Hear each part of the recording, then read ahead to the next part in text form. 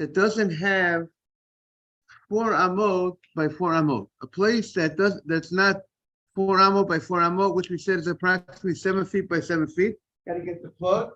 What we say about such a house, we said such a house will part from mezuzah. A house that doesn't have, it's not dalet amot by dalet amot. Also would mean a room. You have a room in your house that's not dalet amot by dalet amot. It's very small, less than 7 feet by 7 feet. You will not put up a mezuzah. You don't need to put, no mitzvah of mezuzah in such a room. We also said other halachot about if a person went to war, went to Muhammad, and if he built a new house, but he didn't move into the house, so the Torah says he goes back from the war. He's exempt from the war if he built the house, but if he didn't live in the house yet, he built it, but he didn't live in the house. But if the house is less than dalet amot by dalet amot, less than 4 amot by 4 amot, we said then that's not a house. That's not the halacha that you go back home free from. And the next another halacha that we're saying now is ve'in me'arvin bo. You don't use this house. Is not a house regarding a roof. What does it mean? It's not a house regarding a roof. This house does not have to give bread. Does not have to give bread towards the eruv chatzerut.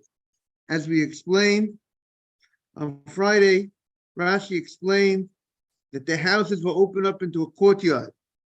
Right? You had houses, and the houses opened up to a common courtyard, which is a chatzer, and the chatzer, the courtyard opened up to public property, into Reshut HaRabim. And the Chachamim, the rabbis were concerned that if you'll carry from your house, from the houses, the people who have houses will carry into the courtyard, then there's a concern they might come to carry into public property also. Because the courtyard, if you think about it, like a little bungalow colony, everyone knows what a bungalow colony is. You have a bungalow colony, and everyone has houses. Let's say you all own houses in the bungalow colony, and then you all have the common area, the area that everybody uses in front of the bungalows. That's used for all the members of the colony. But it looks, now if you're going to carry from your bungalow into those areas, you might come to carry from those areas you might come to carry to public property, because the same way that the bungalows, the courtyard is more of a public area, everybody uses it, or like the hallways of someone's building that everybody uses. So you might come to think, if the same way I can carry from my private house into the courtyard, I could carry from my private house all the way into the public domain. In order to ensure that people don't make the mistake, we collect bread from each one of the members of the courtyard, each one of the members of the house that enters into the courtyard, and we put the food into one of the houses, and that's as if everybody's living in that one house. And therefore, everybody will not come to make a mistake to think that we could go ahead and carry from a private domain into a public domain, right? Moni Huda, welcome back. So that is a little bit, is that clear? That's a little bit about the Erev Chatzerot. Now, in order for you, now every house there has to give towards this eruv. They have to all join together to give the bread and put it into one of the houses. But if a house is less than dalet amot ben dalet amot, if it's less than 4 amot by 4 amot, that's not a house that has the ability to ruin it for everybody else. They don't have to give the bread. That house does not have to give bread towards its Erev Chatzerot. Okay? Yeah. The courtyard goes down into Reshut HaRabim, a real public domain on a Torah level. But when you leave, let's say, we'll go to the bungalow colony story. You go from the bungalow colony, you go from your house, your own houses, into the courtyard that's in front of the bungalows, and then from into the courtyard, you're going to go into a Reshut HaRabim. It opens up because you eventually go out into the street. So the people will say the same way we all could carry. I mean, on a Torah level, there's no problem to carry from your bungalow, from your house, you own a house, into that area that's in front of the houses.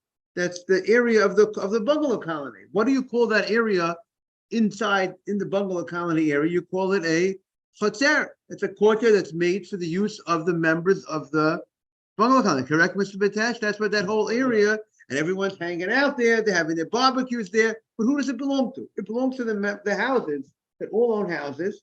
And then from there, good morning, Adam. And then from there,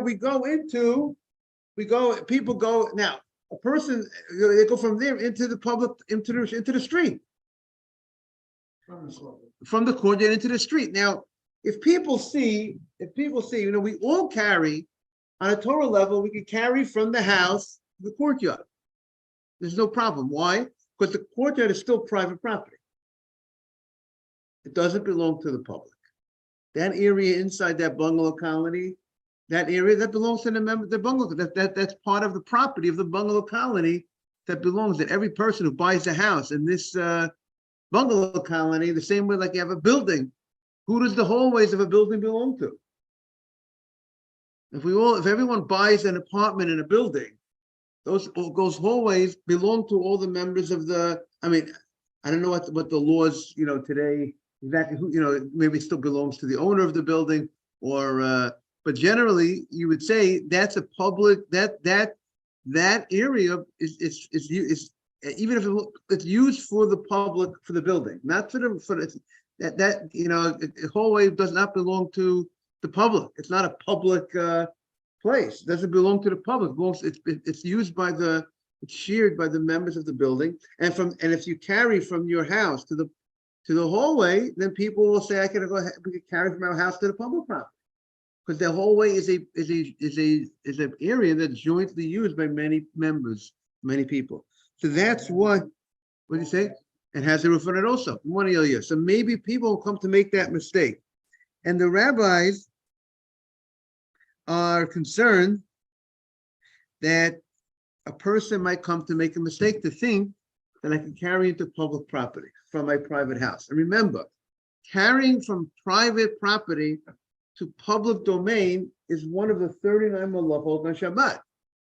It's one of the 39 malachot. If a person goes and carries into, you see, the question in Manhattan is the question: can you make it? Now, the question is, can you make it Erev in Manhattan? There's certain there's certain halachot. There's certain places that are rabbinically forbidden to carry, and there's certain places that are biblically prohibited to carry. So, public domain is when you have a public domain on a Torah level, meaning to say, the street here is now, you see, the courtyard, we said, is really on a Torah, it's a rabbinic issue to carry from my house to the courtyard, right? It's the Chachamim that said that I got to do something. We got to do something. People shouldn't come to carry into a public property. So let's say, if you would say, there's certain streets, there's certain areas that are called public property. Carrying into a public domain is a biblical prohibition. You're violating one of the 39 malachot. The same way. See, if you would have fences around, we're talking about the court does not have fences around it. If it would have fences around it, right? The courtyard does not have fences around it, but it's still shared, even if the courtyard would have fences around it. So maybe that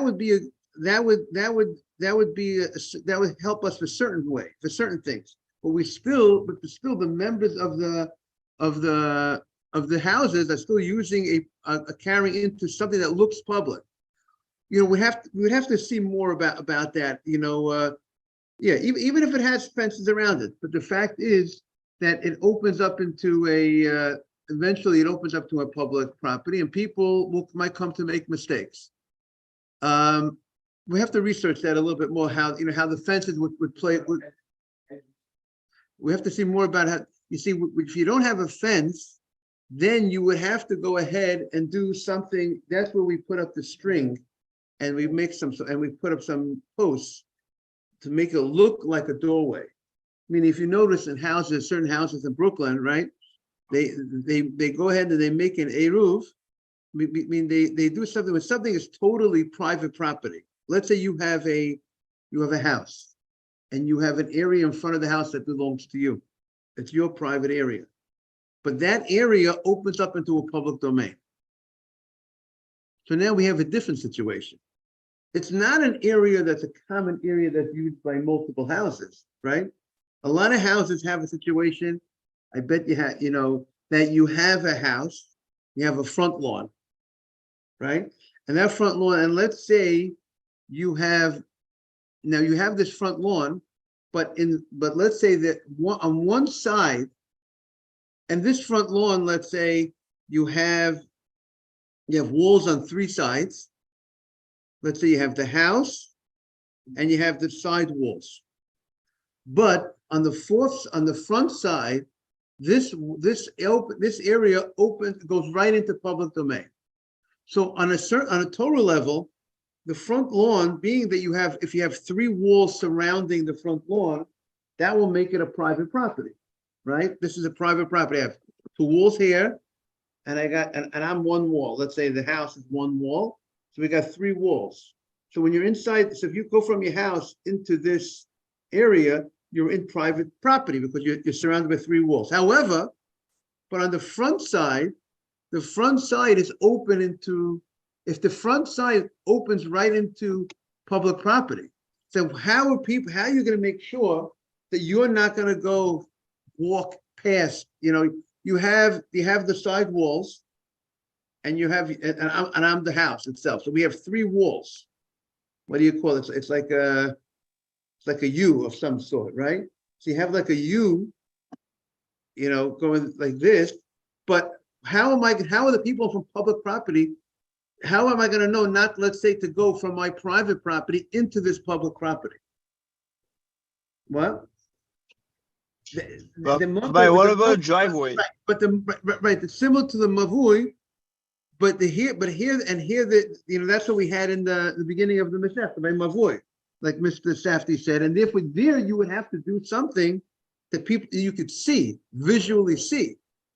There you have to put up something. And that's why you'll see in front of the houses when they put up a string, so that a string with two side posts, that it looks like a doorway. It has a picture of a doorway having the string and the two side posts, so that people will go ahead and know that will serve as a recognition that now you're entering into private property. Right? That was the point of that. That's what we said. It can't be high. You can't make that string. You can't make that higher than 20 amot. Because if you make that higher than 20 amot, people are not going to be able to see. The people from public property won't be able to see they're coming to private property, and the private property guy can't see he's going to public property. Good morning, Mr. Silverman. So so there's different issues that we have to deal with. There's different issues of going from your house, the houses, into a courtyard, right? Which we said the issue over there is we have to make sure people won't mistake to go from the houses into public property, Minat Torah, and we'll have an issue that when your private courtyard goes into public property, what you need to do. But the bottom line is we have to remember, carrying in a public domain, which is considered a public domain on a Torah level.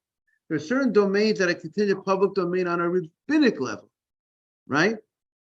It does not fit. There's certain criteria to become a public domain on a Torah. Some understand you have to have 600,000 people in that area, traveling that area, walking in that area, living in that area, populating that area of the streets. So if you have 600, if you have an area that's much smaller, a small town or a small place that's less than 600,000 people in a certain area, you would not need to. On a Torah level, there won't be a problem of carrying, but on a rabbinic level, it resembles a public area, and therefore you have to make this Eruv. So that's a little bit about that law. Good morning, everybody. Morning, Jaime. Morning. We are on 3A3. So we just said about a house that's less than Dalan Amot, Dalan Amot. That house is not, if it's less than, we'll call it 7 feet by 7 feet, that house is not considered a house regarding the need to join into the Eruv. When houses have to, each house, when they share a common courtyard, you have to unite the houses like one, but each house giving some food, or one of the members of the households being zocher, acquiring, giving on behalf of everybody. However it's done, but that is the house. You have the house that's less than 4 amot by 4 amot, 7 feet by 7 feet. We do not need his participation to give towards this eruv. It's called a Eruv Chatzerot, right, Eruv Rabbi? Chatzerot, correct. He does not have to give towards that. And then the Gemara continues, the Ein Mishtatzim Bo. Now, what's the Ein Mishtatzim Bo? So if you look at the Rashi on the right side, about 6 lines from the bottom, Ein Mishtatzim Bo. You got it? Ein Mishtatzim Bo, on the Shetiknu Chachamim. The rabbis established She'al Kol Chotzer, any courtyard, Succah Mavui, that's open into an alleyway, and you have what do we have? We have houses, and the houses share a courtyard, and we said we have to make an eruv between the houses, and we have to unite the houses as if they're one. So we collect from each house food, and we leave the food in one of the houses. So now we have a different halacha. But all these houses enter the courtyard, but there's courtyards and many courtyards. You can have many courtyards that enter into this alleyway that enters into public property. So what do we say? The rabbis institute on every courtyard have Succah Mavui that's open into this alleyway.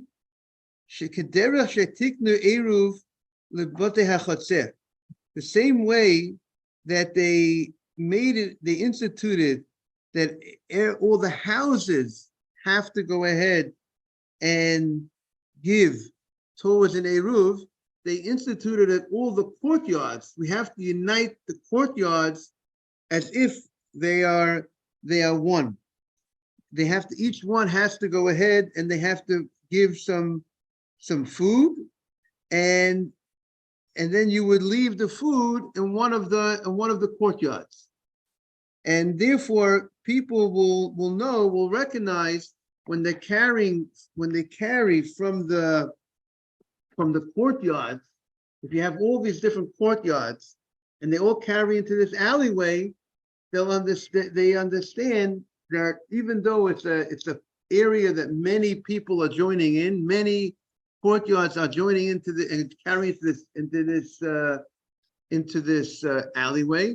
But again, the concern is, what's the concern? The concern is they shouldn't come to think the same way we could carry into this alleyway, which is used by all the courtyards.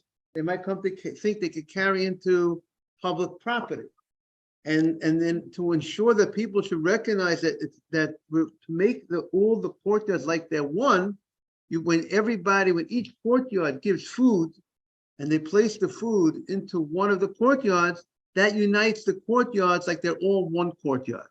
And they'll come to recognize that we realize that, you know what, only reason why we could carry here from our courtyards into this mavoi, into this alleyway, because we're all like one. But if we all will not be like one, but therefore we're not like one, or then we won't come to carry into something that's a real public place. Right. So now we're saying, so who has to give to this? Which house what size of the house that opens up into a courtyard?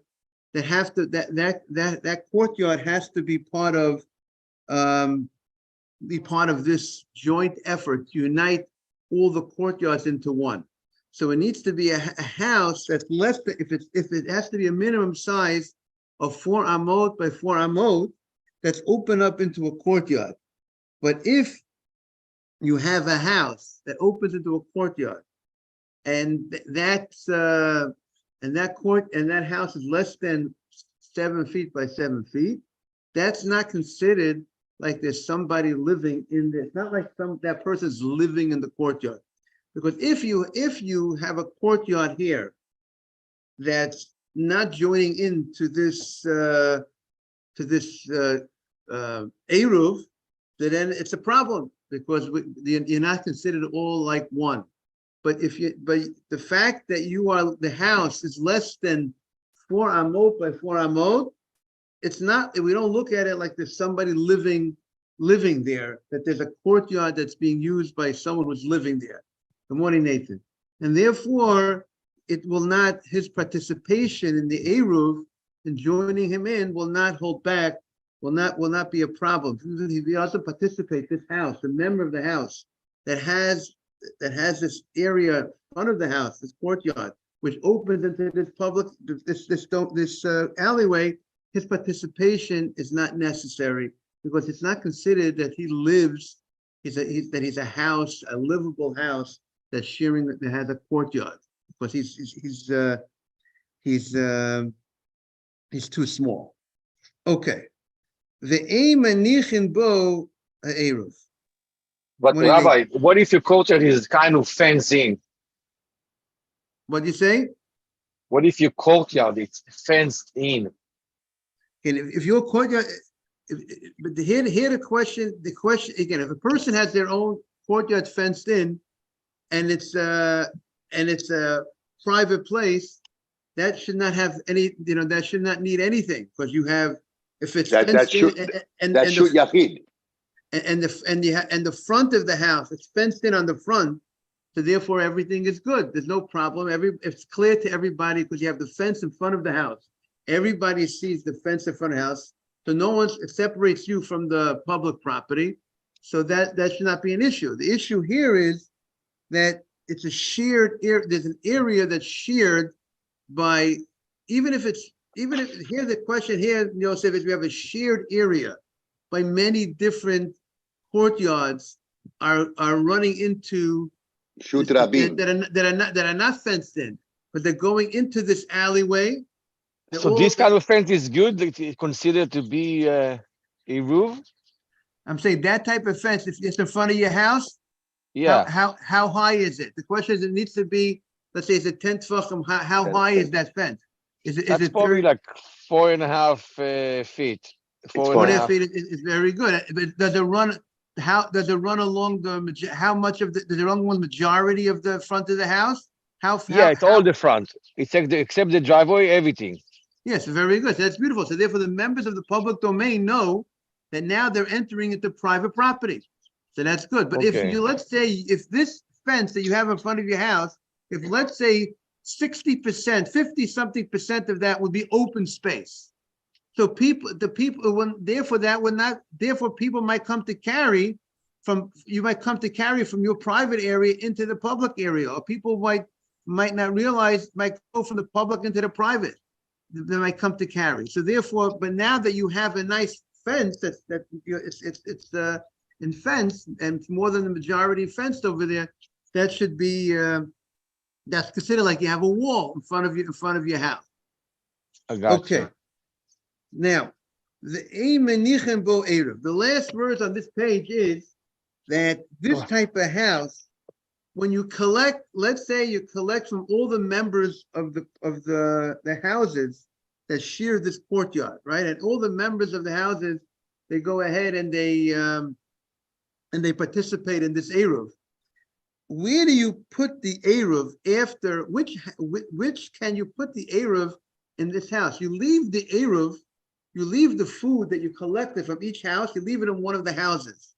This house, since it's such a small house, it's not even 7 feet by 7 feet, it's not really considered a house, and it's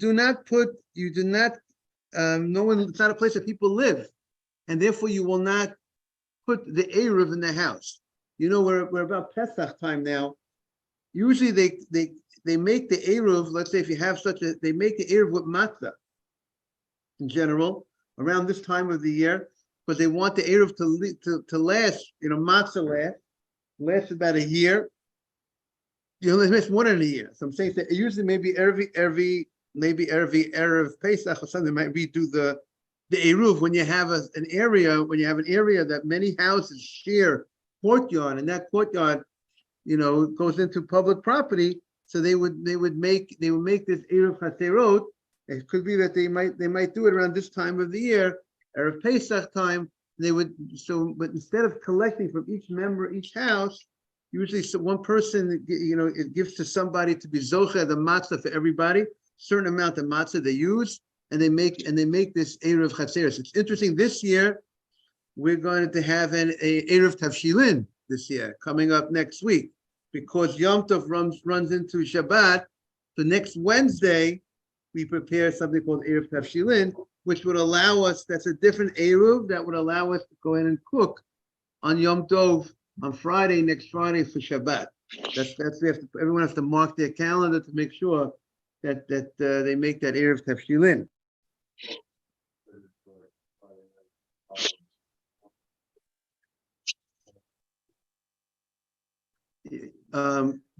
When Yom Tov runs into Shabbat,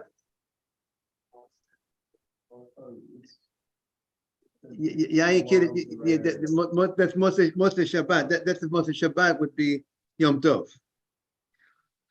Okay.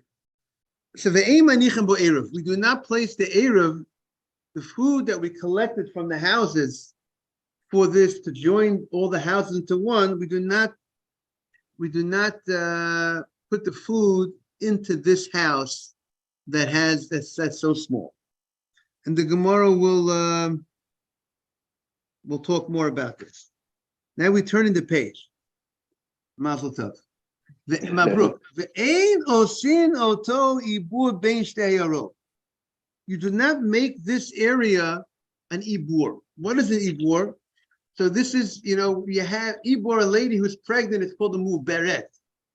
Pregnant muberet is we give every city. There's a law that says that on Shabbat you can't walk, even walking, nothing to do about carrying. You're not carrying, to walk outside a city. If you have a certain, once the city is over, when you're going outside, let's say you have a city with a wall and you're leaving that city, you have a certain amount of area, place that how much you could walk, 2,000 amot.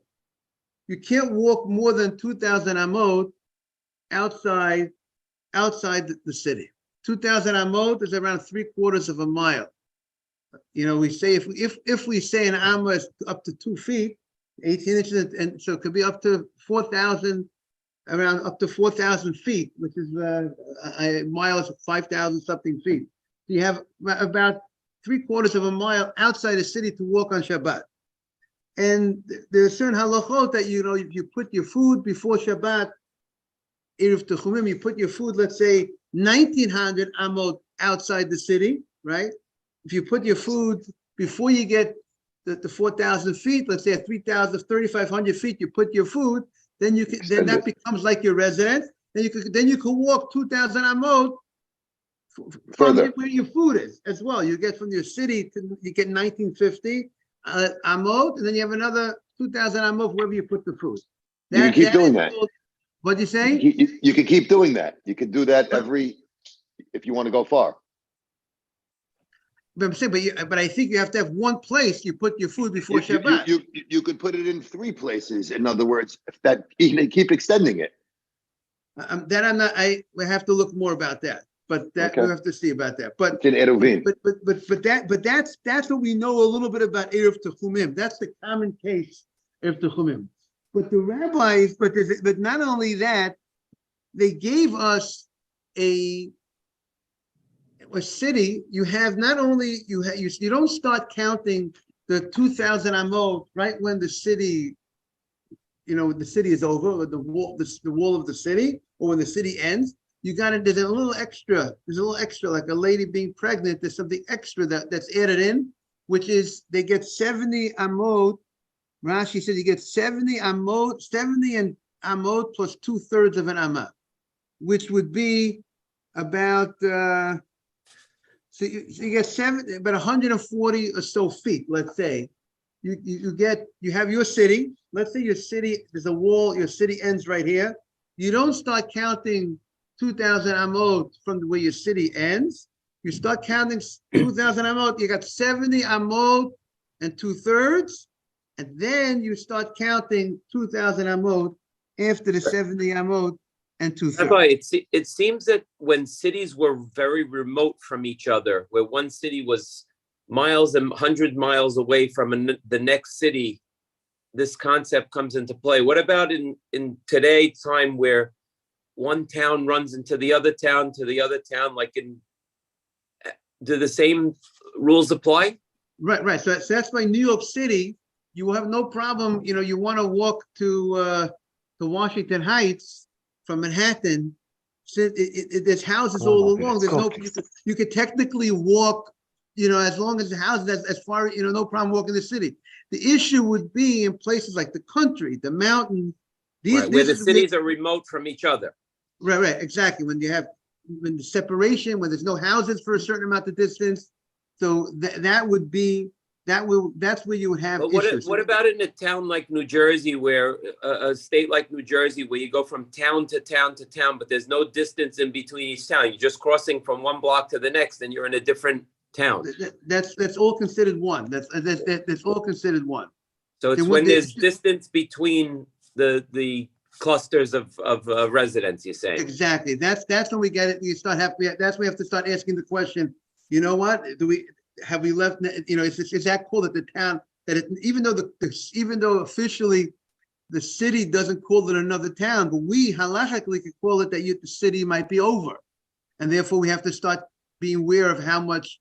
And back to Manhattan. Do you hold there's an eruv in Manhattan or no? Moshe Feinstein says that Manhattan, you cannot carry a Manhattan. You can't make. He's of the opinion you cannot make an eruv in Manhattan. He says make one. You can't even make an eruv, even if you wanted to make it into a private property. Even if you want to make an eruv, he says you can't make an eruv, and he says the same thing about Brooklyn, Flatbush, Borough Park. He's of the opinion you cannot make an eruv. He says because the idea of an eruv, remember, eruv only helps in a domain that's rabbinically prohibited to carry.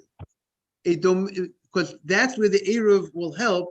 That you could see. That's where the rabbis instituted an eruv on a property, an area that's rabbinically prohibited to carry. On a Torah level, you're allowed to carry, but rabbinically you're not carry. What does that mean? If you have an area that resembles a public property, but it's not public, meaning what does that mean? Let's say you have a little town, and you have let's say if they would put up an eruv in pick a little town and any little town, a little neighborhood that they put up an eruv. So if you wouldn't put up an eruv, people might think, let's say if you don't have 600,000 people in that area. So on a Torah level, according to Rashi, it's not a public domain on a Torah level. It's too small. Good morning, Mr. Batel. It's too small to be to fit the menu of a public domain, but it resembles a public domain, right? It has let's say Deal, New Jersey, right? Maybe maybe you don't have 600,000 people in a certain area. It's much smaller than that. It's not Manhattan, but the streets resemble a public street. If you're going to carry from your house to the street in Deal, you might come to carry from your house into a real public domain.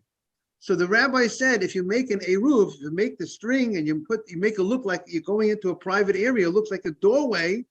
So then people will know the reason why we could carry here is because this is not a public domain. That's the idea behind an eruv. But the eruv, to make something that looks like a private area, you put up, it looks like a surat pesach, looks like a doorway, you put the string across and you have the thing. That will not help on a public domain that's biblically prohibited to carry. So now, Moshe Feinstein says that Brooklyn, you have millions of people in a small area in Brooklyn that are traveling, that are coming, that are living, and he says the same thing about Manhattan, and therefore he's of the opinion you cannot make an eruv in Manhattan, you cannot make an eruv in Brooklyn. It doesn't help. Eruv wouldn't work. It's a public domain, and it's a biblically prohibited to carry. According to Moshe Feinstein. The stakes are very heavy. We're not talking about, even rabbinic was also heavy, but it's a different level when it's a question of violating a biblical law of one of the 39 malachot of Shabbat. Now, there are other rabbis that disagree with his opinion because they will say that this is not considered a biblically prohibited place of carrying because maybe they'll say it doesn't go straight through. It turns and there's buildings on three sides, So maybe they're gonna say it's not considered a open area that's, the public domain will be like in the desert, it was a straight open area. But here where it turns and there are different, and maybe there's buildings on three sides. They might, and the area that spaces between the buildings, the streets are not, it's mostly enclosed on three sides. That might be some of the discussion about why other people might come to a conclusion that it's not considered a public area on a Torah level. But that's a little bit about the discussion. So there are two differing opinions on a biblical level? There's two different opinions whether there are different opinions whether this is called a biblically a public property that's prohibited on that is called a public property of the Torah. Does Manhattan, does Brooklyn have a definition that it's a public area that the Torah would say you can't carry on Shabbat? One of the 39 Melachot of Shabbat, and that's why in Masechta Shabbat opens up about carrying. And one of the reasons is because it's an issue that people need strengthening. That's why the first thing it discusses is about carrying on Shabbat. So the argument is it called a public domain on a Torah level, or is it called a public domain on a rabbinic level? If Manhattan and Brooklyn are considered a rabbinic level public domain, you can make an Eruv. If it's considered a public domain on a Torah level, you cannot make an Eruv. That's how I understand. When you say make an Eruv, are there any natural Eruvim about Manhattan? Like if you're bound by the park and the river? I'm not sure if they're going to use that. The fact that the street. You're saying. We'd have to look into if do they use that as part. Do the people that are lenient, do they use that as part of their their reasoning or not? We'd have to see research what their reasoning is. Nathan, want to say something? Well, the Chamavadi, that's a good question. What Chamavadi would say on this. Rabbi, what if you live in a building? Can you carry on, if you live on the penthouse, can you carry on the 7th floor? Could you carry in the lobby? Right. So that's the issue with that. Might depend on different situations. If the owner of the building, you see, that would be the question. Does the owner of the building, are you renting in the building and the owner has things in every apartment or not? Those are real questions. So I learned that what we do is I go to the manager of the hotel in order to carry through the hotel. I tell him, I know I'm renting the room and I'm renting the facilities, but I want to give you an extra $1 for tonight because it's a Sabbath, and I want to be able to carry throughout your hotel. Yeah, but you have to know if is he renting you all those the area? If he's not, you're just giving him money. It's not going to be good enough. You have to. You asked the question. He has to rent you all the space that it becomes your space. It's not so simple. You have to look. It has to be look into exactly how to do it right. Yes, you know what I'm saying? We're doing it right by the hotel. You rent all the facilities from the hotel. We're just making a shinui now for Shabbat, saying, "Hey, this is my rent for Shabbat. In case there's any issues, I want to be able to carry." Okay, you gotta look into it. You have to discuss it more, to make sure, to just make sure that you're filling all the details. Okay, time for davening now. We'll talk more tomorrow, Bez Hashem. Thank Have you. a great day. Great day. Bye. Bye-bye. Bye-bye. Yosef. Love you. Good everybody. Bye-bye. Rabbi, now there is also 8 minyan. We can do it even longer. Yosef, very good. Have a